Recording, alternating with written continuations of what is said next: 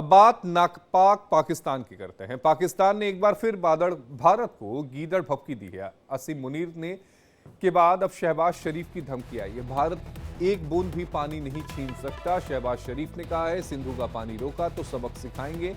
असीम मुनीर और बिलावल के बाद शहबाज ने धमकी दी।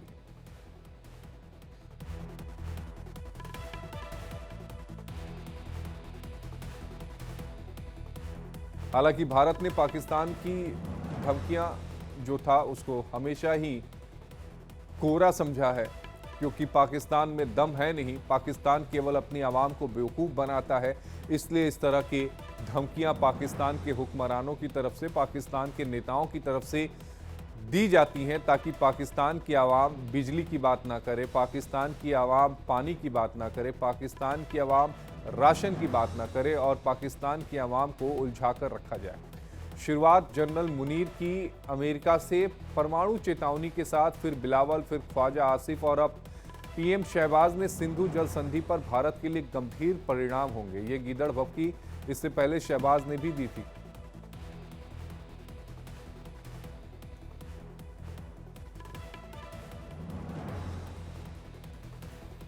और इसी खबर पर ज्यादा जानकारी के साथ मेरे सहयोगी शिवम दत्त मेहता हमारे साथ न्यूज रूम से लाइव जुड़े हैं। शिवम, पाकिस्तान की तरफ से जो गीदड़ भभकी है वो लगातार दी जा रही है। सिंधु के जल संधि को जो भारत की तरफ से सस्पेंड किया गया है, अब फिर से एक बार शहबाज शरीफ ने उसको लेकर राग अलापा है। लगातार धमकियां दी जा रही हैं और ये कहा जा रहा है कि हमें पानी दे दो।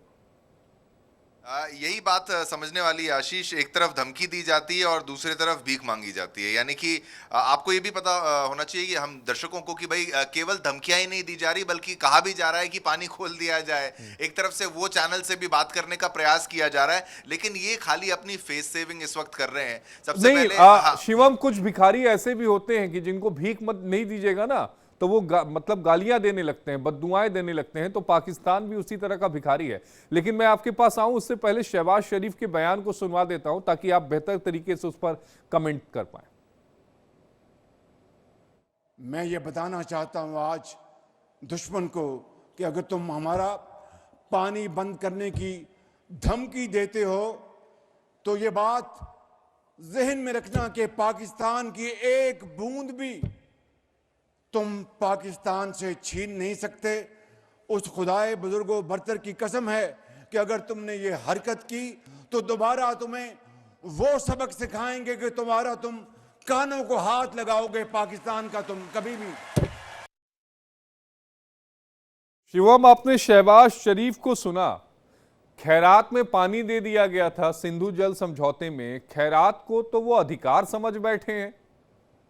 वो ना केवल नाम में ही शरीफ है और हरकतें सारी बदमाशों वाली हैं। बातें बड़ी बड़ी करनी है इनको और कुछ होना है नहीं। देखिए, ये इसको कंटिन्यूटी में हमें देखना चाहिए।